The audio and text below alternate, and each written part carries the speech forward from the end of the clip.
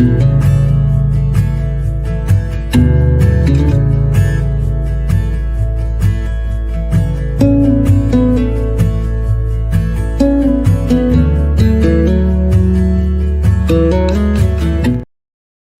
everyone, welcome back to She Birds Podcast. I'm your host, Brooke Wright, and today's guest is Pat. Hi, Pat. Hi, Brooke. Thank you very much for having me. Thank you so much for being a guest today. So, can you tell our listeners what inspired you to write All the Broken Angels? Well, actually, it's semi-autobiographical. It really came out of my family, my community, my desire to honor them, my cousin who served in the Vietnam War, the real Albie who served in Vietnam, and as a psychologist who worked with the Vietnam veterans, I also wanted to honor them and tell their stories. Oh, that's so sweet. Because I know they go through a lot. Like, vets go through a Mhm. lot. Like, my cousin, he was a vet and he got really heavily into drugs due to PTSD and he ended up passing away. So, Oh, yeah, I'm sorry. man, it does a number on the vets. It does. It does. So, how did your collaboration with Steve Hardiman come along? It's really interesting because I had written a lot of the book already, and what I had written about were basically there are two cousins, Albie and Kate, that are in the book, and they're sort of the main characters with a very tight knit family. And I had written a lot of the chapters that are the children have chapters, and it shows their growing up years. And we had one talk. We met once because we were in the same writing group, and all of a sudden, I realized that wait a minute, I'm not covering enough of the adult version of the book. What happens to them? Because Albie was always set he was going to go off to war, and I was going to write one chapter at the end that talked about what happened, with Vietnam. And we talked, and it was like, oh wait a minute, these other characters are here. So they just started to blossom after that, and he joined me in the collaboration. And it was it. He's not from New York or New Jersey. He's 10 years younger, yet he was able to step into the world of these characters, basically into my world, my hometown, and join me and collaborate on that, which was really pretty incredible when you think about it. Nice. That's amazing. So why was it important to set all the broken angels during the Vietnam War era? Well, it's my era. It's Vietnam era, so it follows the two children as they grow. Him, who was always gung ho GI Joe, wanting to go off to war, and her trying to find her purpose in life. Albie always knew what he wanted to do. She didn't know. So we are going into the world changing so much in the early 60s and 70s. We lived in that kind of reserved social norms of black and white television, TV, and Ah, everything. And then all of a sudden, the world of color opened in the 60s. So it shows their parallel, their history, where she's trying to figure out who she is as a woman at that time period and who he is as even he wanted to go to war. It just so happened it was Vietnam, which she didn't approve of. So I set the divide between them because they were very, very close. And the divide of his ready to go off to war and her scared to death about this particular war and how they sort of clashed on that. It sort of parallels what the country was going through at that time. The people who were believing, yes, we need to be doing this. Those who were saying, no, this is absolutely wrong. So their relationship and the friction that developed after they were so close knit just parallels the rest of the country at that time. So it was a good time to really set it because so much happened during that time.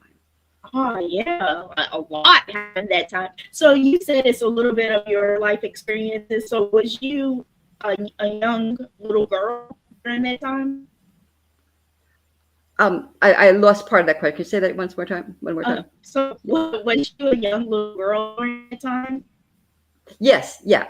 I was growing up right at that era, during that time, and pretty much the neighborhood, the school, the experiences of the friends, and everyone really matches my life as I was trying to sort and work through what's going to happen.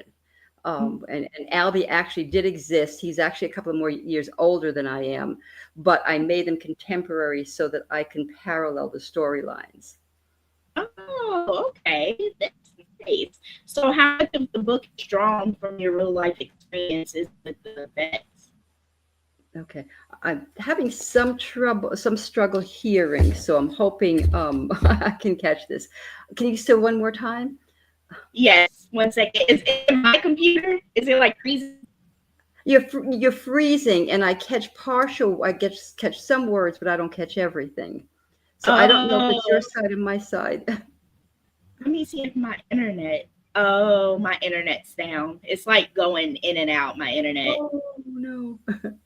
Let me see. I'm gonna switch my internet real quick while Sure. to see if it's better.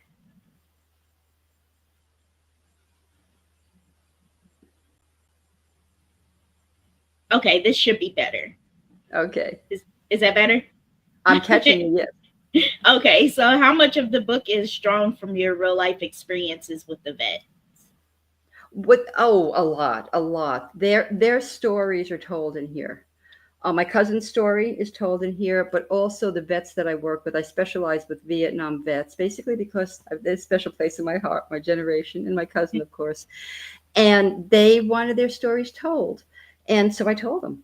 And be it friends or be it people that I had worked with, disguised, not the situations were the same, names and everything changed, but basically what happened in the history, all of these are based on their experiences. And I respect them and honor them so much for their willingness to tell their stories and share them with me.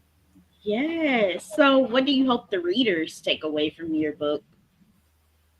What I hope is, one, that this is set in another time in history, but history really is alive, and we need to be able to look at what happened in our history, because we make errors and we make mistakes when we don't go back to it and don't look at it and don't learn. So I'm hoping they can see that a lot of what happens right now has happened there, and take a look at what we try to do and how we try to learn lessons where we made mistakes, and let's move us ahead from learning this information. It's a rich history, and truthfully, I was not into studying history very much as a child when I was younger and throughout school. And by writing this book and my other book, I realized, I like it. And so this lesson is for me too. Don't forget the past. Keep it's alive as long as we read it and embrace it.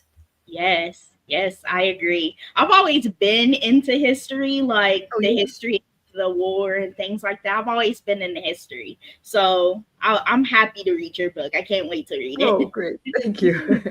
So, can you talk about the themes of women's rights and patriotism in the novel?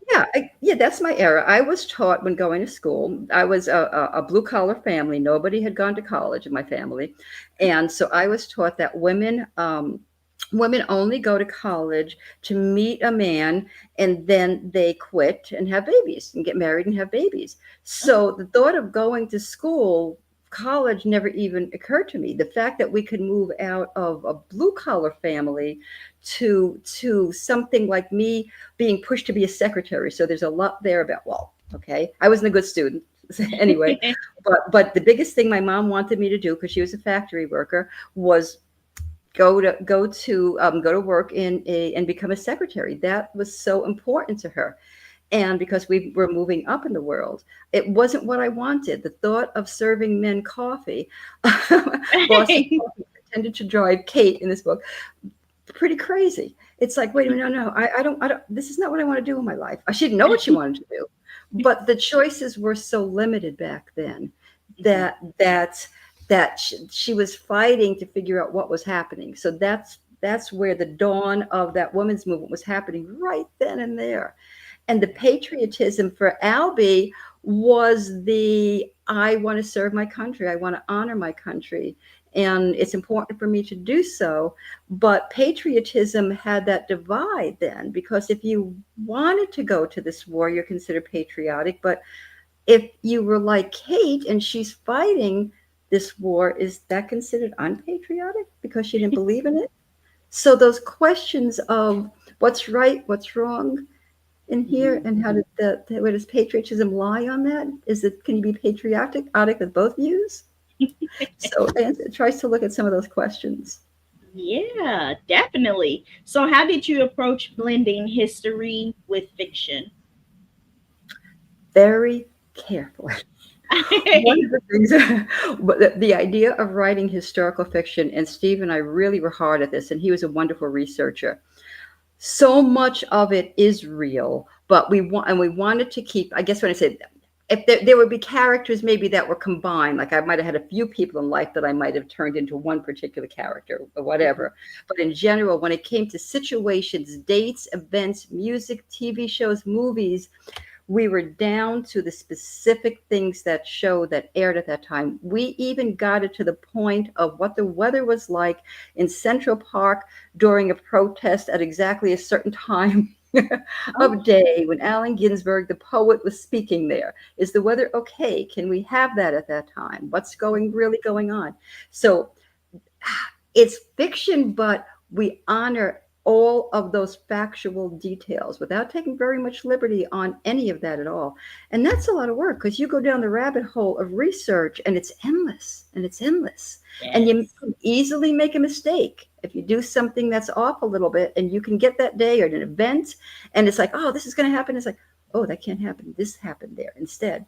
So we had to really be very careful. And my co-author was great with that.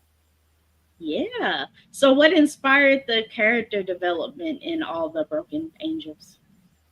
I think real life, although I think Kate matured a lot faster than I did. Truthfully, I took a lot longer. But also psychology, because I look at each character having a psychological arc. Are they going Oh, to grow? Here is an encounter. Here's something that happens in life. Does that character understand that? Can they embrace it and move forward, or are they going to get stuck? And Kate would get stuck all the time. She gets stuck. I don't want this to happen. I want to believe in this, whatever. So every character, and even the minor characters, all had an arc. Either you moved and you progressed, or you got stuck, you took a step backwards, you blamed, or you slowly moved, or some major event happened. In Kate's life, something very major happened that pushed her in a direction she didn't even know she was going to head in. So I really use psychology and human development and growth and resilience, and see how that moved each character through the storyline. wow. That is amazing how you used your career in your book. Like your, Mhm. yeah, wow. Yeah, yeah. So, so why do you think the Vietnam era still resonates today? I hope it does. We forget the past. Vietnam, what, who, how that happened. And let's face it, people were not alive then. Younger generations were not alive then. As a matter of fact, very quickly, there is a draft lottery scene that happens in the book where on December 1st in 1969, you sat in front of a television set, and if you were a man between the ages of like 19 and I think 25 or 26, if your birthday was called, you're going to go off to war. Yeah. When younger generations read this, they have no clue that such a thing even happened. So it's educating folks to see this really did happen. This really did happen in our history. And I'm hoping that other books have come out now about Vietnam, and Vietnam vets are finally getting the honor and respect they deserve because so many years Yes. they didn't.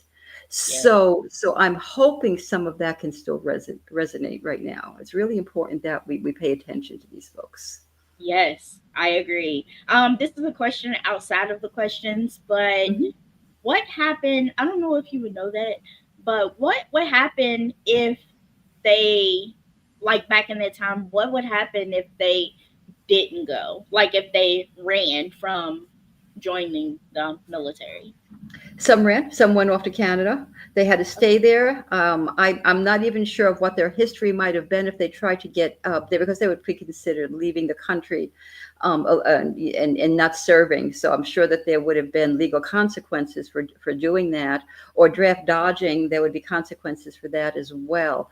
Some people did that, so it was not uncommon to have seen that. I didn't follow up that storyline. I was going to, but there was just so much in the book. I kind of couldn't bring myself to head there. But there would have been consequences outside of losing their family, losing their loved ones, not being able to see them.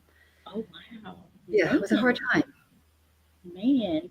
So how has your work as a clinical psychologist informed your writing?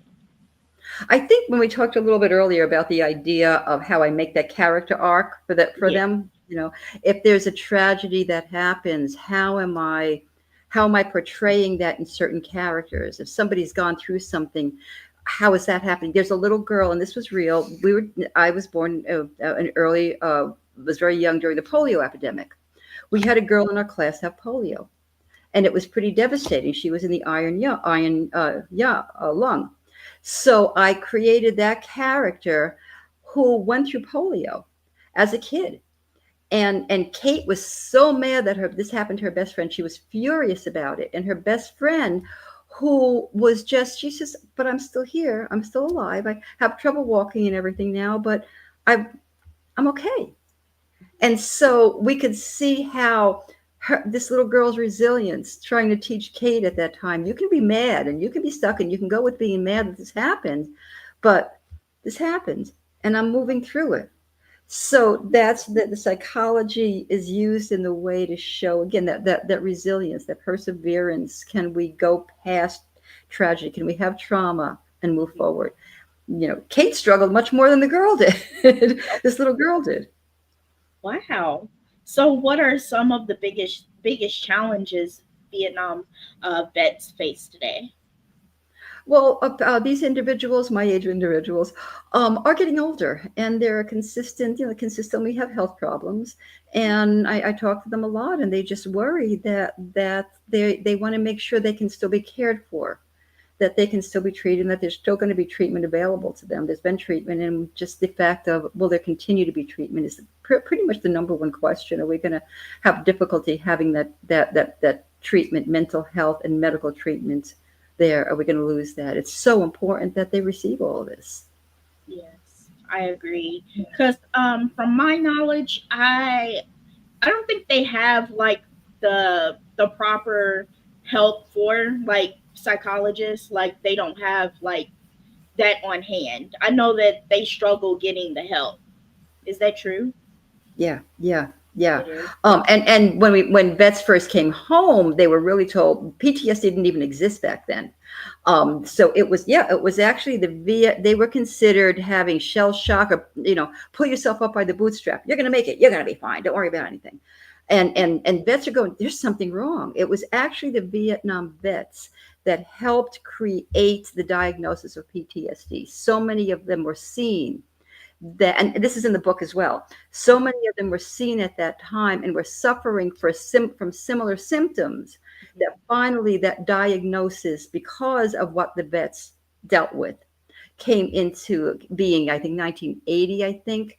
So I cover that in the book too, that it was because of the Vietnam vets. The symptoms were always there earlier, but it wasn't looked at in the same way, you know, and covered up more.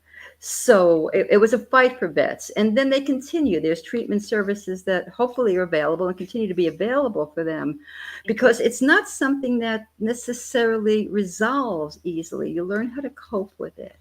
And you can get pushed back and slide back and then move ahead. This month happens to be PTSD Awareness Month, by the way. Oh So, yeah. it's another way to just respect that this is a real diagnosis. It's not just up in the head. This is real. You have Yeah. things that have happened. You're not crazy. This is a natural response to what happened Yeah. to individuals who struggled with a trauma. Man. And I never really understood what the vets go through. I've never been in the military. So Mhm. I never understood what they've been into, but I did date someone who was in the military during when it was, active. Yep. And his friend actually got killed in front of him, so he had PTSD from that. And so he couldn't sleep at night. So he would be up at night and scared. And I'm like, what's wrong with him? Very common symptom. Yeah. Yeah. That experiencing and witnessing something like that is going to cause these reactions, these sensations. They're real. Yeah. So how do you think storytelling helps with healing trauma?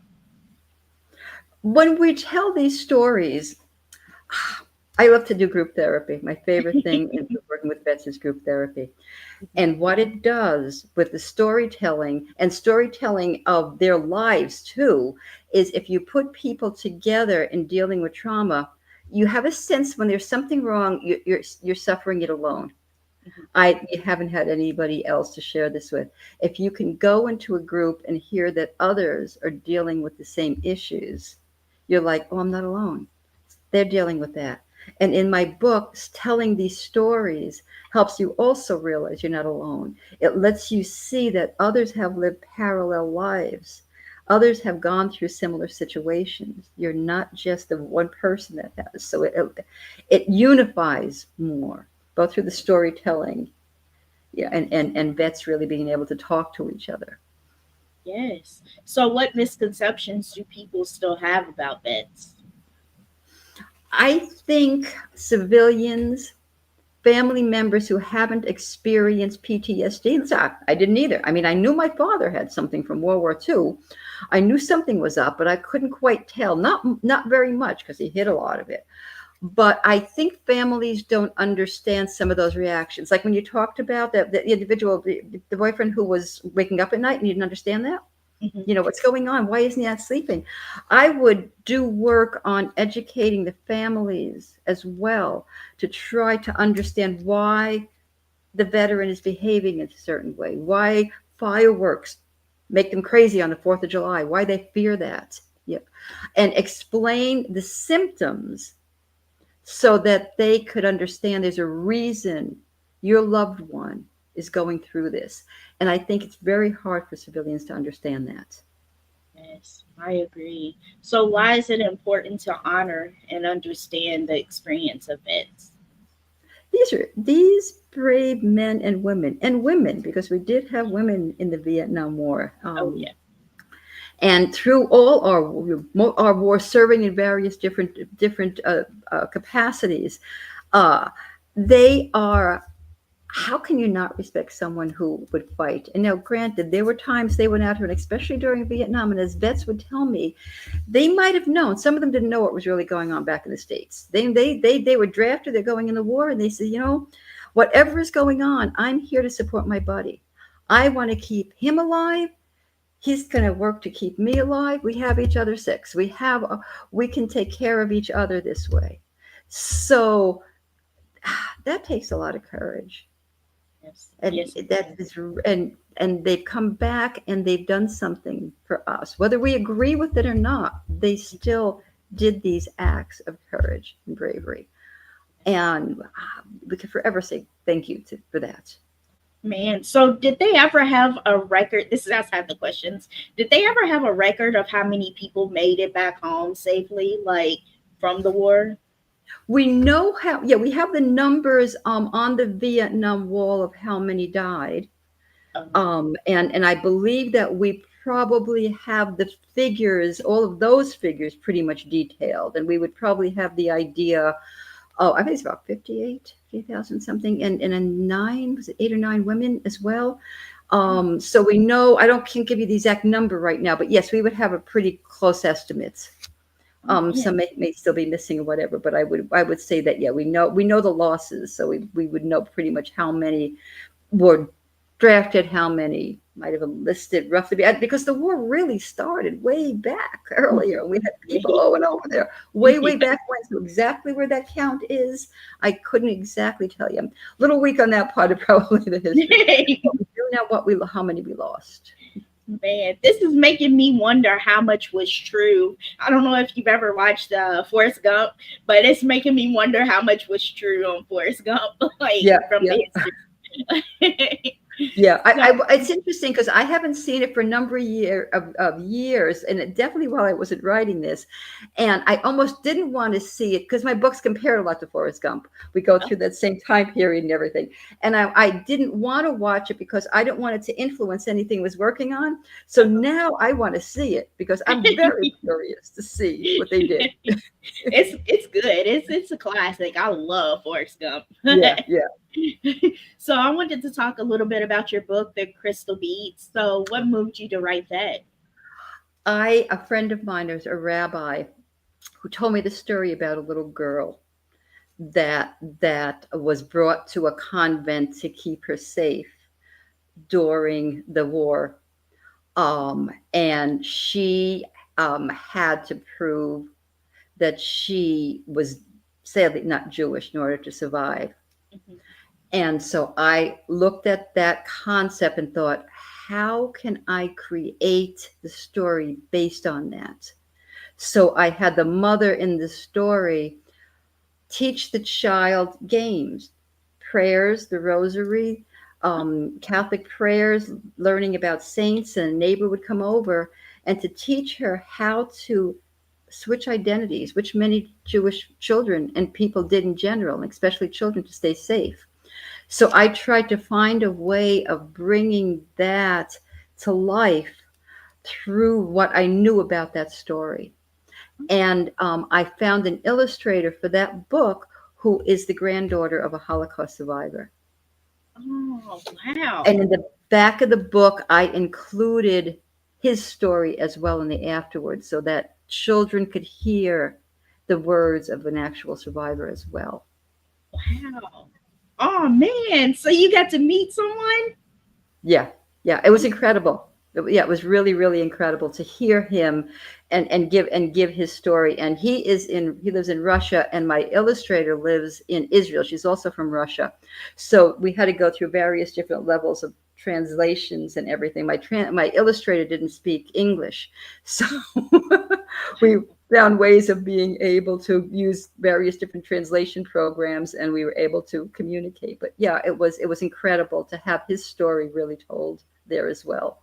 Oh wow. You know, Yeah. I'm about to sound really, I wouldn't say stupid, but dumb, but I thought the last like survivor, I thought she passed away in 2021. I thought, The oldest living one did. we oh, she still did. we still do have many, but we are continuing to lose them.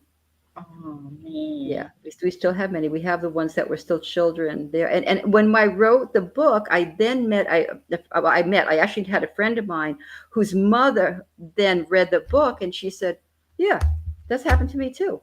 One day, my mother says to me, "You're Catholic today, okay? Get those rosary beads out." No, you're Jewish today. Come on, and wait a minute. Here's your name today. Remember that? I'm like, oh my god, oh my god, just to keep them straight and to understand that again, it's survival. Yeah. So was you scared? Like, this is a question outside the questions again. Was you scared as a little girl? Yeah, oh yeah, and she actually wrote a book, which is really interesting. Oh, And she shares what her life was like at that time as well. And in terms of the real little girl that Lalka's story happened to, I gave it her a name, a nickname actually. um and I can't imagine what it was like. In the book, what really did happen to the child, I could not do. It was too hard for me. A gun was pointed at her head, and she was told to prove that she wasn't Jewish. I could not put that in the book. I felt that that would be too much. So I had them interrogate her, but not, I did not want to have a gun. It is a child's book. And I should say child's, it really is written for about fifth grade and older because I wanted to make sure that the children can handle some of that trauma and understanding what was happening. So I brought that down a level enough, to be able to deal with that. But they're trained to have to learn how to deal with this, and I yeah, amazes me. It truly amazes me. man. So how did you approach writing such a heavy topic for children? Well, I was in New York in theater world, and I was doing acting. And you go and you do audition monologues, and you hear monologues everybody else says. I heard the story from the rabbi, and I said, I want to turn this into a monologue. I want to tell this story into a monologue.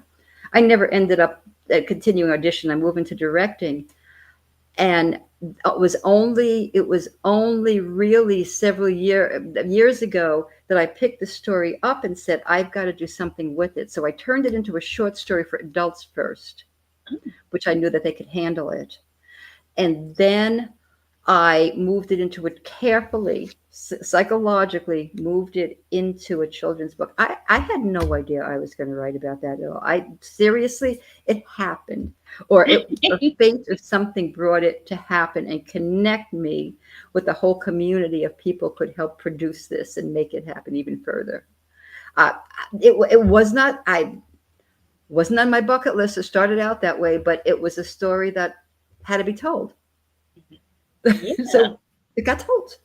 I wonder if your books are in schools yet, or do you know if they're in schools They are in some schools. They're in some school libraries. You know, they are. I don't know exactly how many and where. I do at times do presentations at various different schools, Oh, and there is actually an organization out there that goes around and helps school systems teach people about the Holocaust and brings in professionals. Um, to talk about it, which I think is, and it's all for free services. Any school system can go in and request services. So it's wonderful to have such organizations. yes. Yeah. So, what was the response like from young readers and educators? I think it was pretty positive in general. Again, it's a hard topic. It is a hard topic.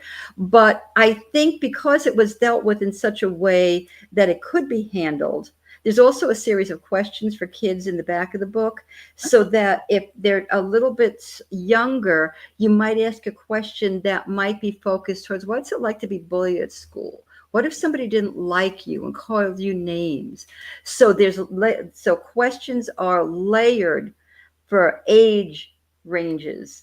So as you get older, you can get more in depth with the questions, or you can go with questions that are a little more basic to just get an understanding and a feel of it. So it's the type of thing that you can increase with reading as you get older and understand more of depth and more information.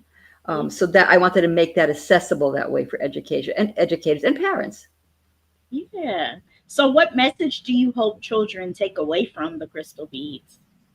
Um, there is a message that the nun Sister Teresa says in here, that what unites us as people is greater than what divides us. So if we could look at people and not label, you're this, you're that, you're this, because in here we have that same heartbeat, that same soul. So if we can look past those things, it's let's look at what will allow us to unite instead of Yes. separate us. Yes. I love that message. I love Yeah, it. And thank all you. kids need to learn it. And adults too. Thank God, Or being especially adults, reinforced. Yeah. especially adults. So I wanted to talk a little bit about your theater and creativity. Tell us about Mhm. your experience as a theater director and producer.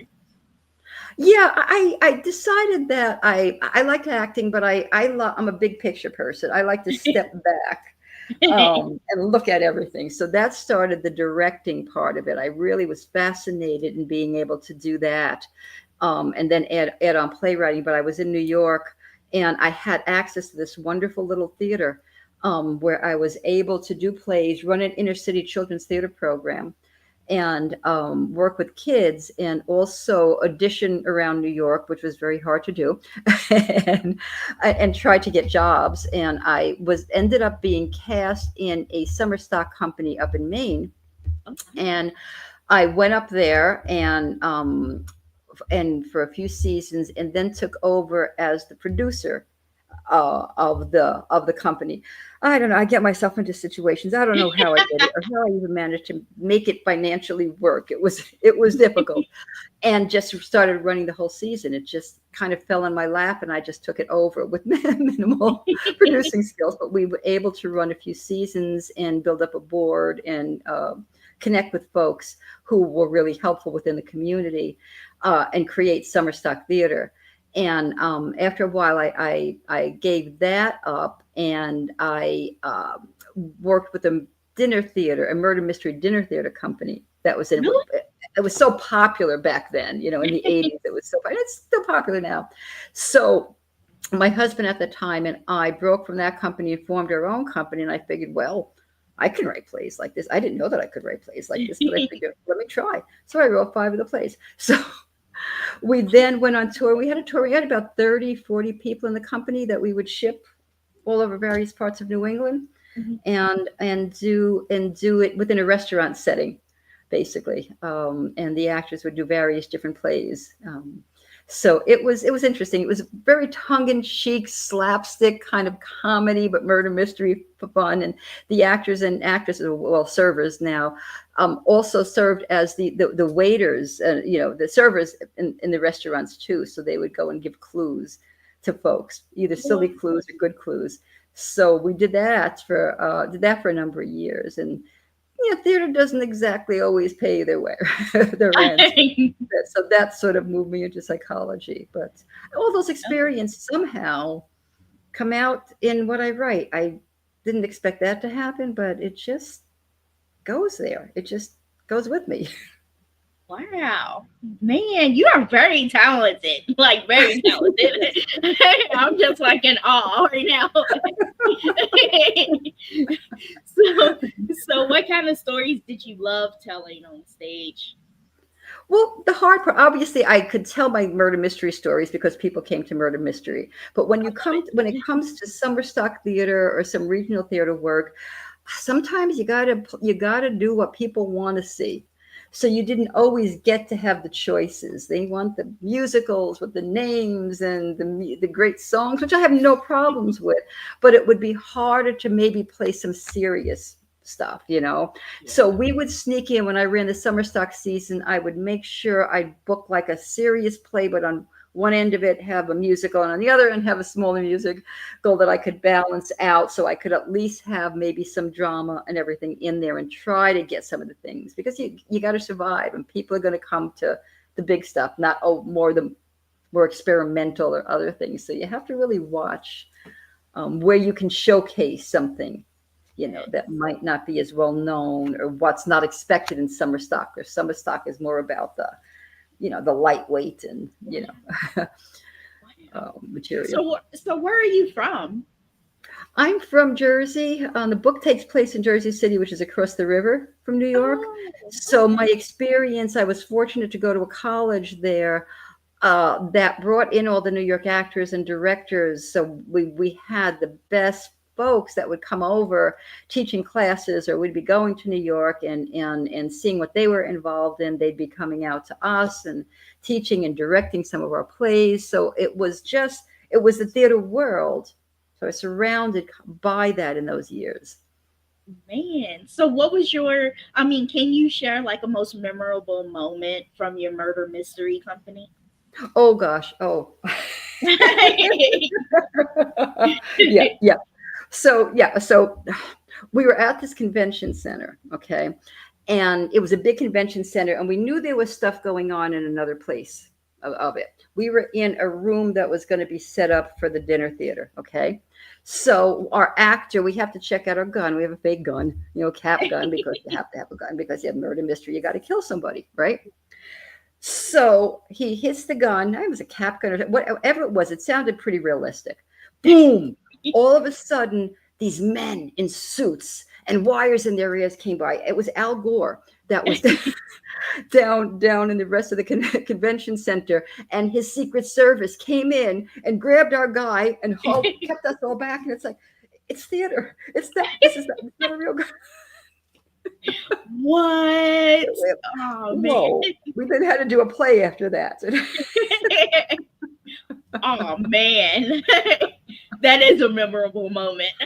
Oh yeah, yeah. One doesn't forget that one. Oh man, that's crazy. So, so what has been the most rewarding feedback you've received from a reader? Well, what's interesting on that, and I thought about that, and I thought about some of the reviews and some of the people, but today's the anniversary of my mother's death. She's gone 23 years today, and my cousin, I actually have two cousins in the book, Joanne and Doreen, and they're sort of, I wanted to keep their names in, and even Doreen's is the character. Some of that is more like her, and I just try to keep their personalities a bit in the book. And Joanne said to me, because our neighborhood has changed so much, we don't live in that area, and she has a lot of grandchildren. She says, thank you for this, because you're letting my grandkids see a part of life that they wouldn't see otherwise. I can tell them about it, but someday they're going to read this. They're going to read this and they're going to remember, here's what the kind of environment grandma came from. Here's what the 1950s was like. Here's the TV shows and the movies, because it covers all the culture and the clothes and everything. So she really appreciated the fact that she could take her history, Yes. our family's history, and keep that alive for the grandkids. Oh, So that to me meant a lot when she said that. wow. Oh, that's sweet. Yeah. So, what role does identity play in your work? I think it depends on, there are so many different ways that you can look at, culturally, nationally, whatever. But I mean, it came from roots from my grandmother who came over here from Czechoslovakia, and the other half was Irish. So I played a lot with what background and heritage and culture meant at that time. Because when we were growing up, we were kind of the generation, at least from my father's side, is we're American. Doesn't matter where the past was. Doesn't matter where people came from. You're American. So I didn't know that much. I did from my grandmother's side, my mother's side, but not my father's. So that identity of who are you and what does that mean? If you're here and the generations far further back were from there, are you connected to those roots? Are you not? So who is that identity? What made me? How am I a part of those countries? So I really wanted to hone in a lot on that. Oh. So, who's an author that inspired you early on? The first thought that came to my head at that point is Kurt Vonnegut. Believe it or not, there's a quirkiness to his writing, and I tend to be in my murder mystery stuff. I can tend to be a lot more tongue in cheek and more quirky than I can in some of the books that I'm doing. And I overall just style. He just stood out with me. And I wasn't a big reader back then, but I'd pick somebody during the summer, and I'd find an author, and I liked all of his stuff. So he was one that really held my attention early on. Just his overall style. I really loved all of his stories, Oh, short stories, especially the touch of the sci-fi, a touch of that sort of fantasy, and just okay. style. It just held my attention. Oh, I've never heard of him. So, like, what types of books does he write? Like sci-fi, you said? It's kind of, yeah. It's almost kind of hard. It's to describe all of the genres that he's been involved in. It's a wide variety. There's and some of them that I tended to go towards might have had a little more sci-fi little thriller. That my brain is not going to there right now, but was very popular back at that time. Oh, okay. Okay, I'm Yeah, gonna have to check his books out. yeah, So, yeah. what's next for you? Are you working on another book or another children's book or I'm thinking that I'm playing around with the idea of I started a chapter anyway of still staying in the New York area and moving into the later 1970s with some of the maybe I don't know if it's going to happen, some of the characters that are from the past book, and work more on the women's movement and as it progresses.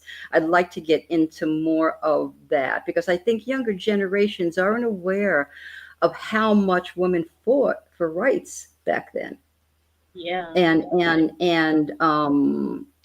I think that I would like to get more of that woman's story. I mean, I did through the Broken Angels. It's a mix of women's story and the vets, but I'd like to kind of cover that a bit more of Yeah. identity and growing up in an era when women's rights are starting to take hold a little bit more. I will cover some of the vets too and some of the progression from there, but look at that and touch into the theater world a little bit too, I think. Nice, nice. So my last and final question before I let you go is where can our listeners find your books? Amazon. Both of them are totally available on Amazon, but you could also go to pretty much any online bookstore as well. You don't have to hit that one. Any online bookstore, they would be available. I have a website where you can read about me. I might bring you to the link that gets you to Amazon, so you can hit the website. Locally around here, there are some libraries that are carrying the books. I'm hoping more do. But I would say Amazon or whatever type of bookstore that they are interested in, they could just find me online and tap into that store, and it can be ordered through there. Ooh, I'm gonna go check it out because I have Amazon Kindle, so I'm gonna Uh, download it on Kindle. yeah, it's on sale right now for $2.99 as well, and it's also on Kindle Unlimited as well. So Ooh, okay, okay. I want to yeah. thank you so much, Pat, for being a guest today and telling us about your books.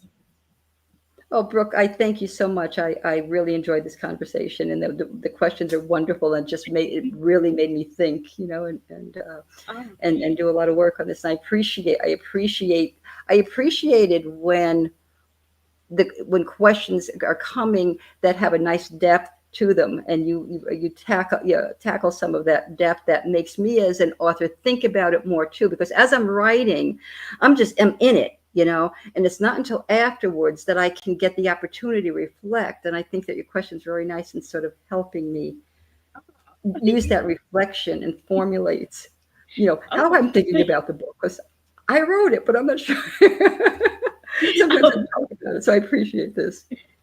Well, thank you so much. Thank you. So, bye bye. Hey everyone, I want to thank you all so much for listening to my interview with Pat. Definitely go check out her books. It's on sale for $2.99. I know I will be. And see you next time for the next interview. Bye.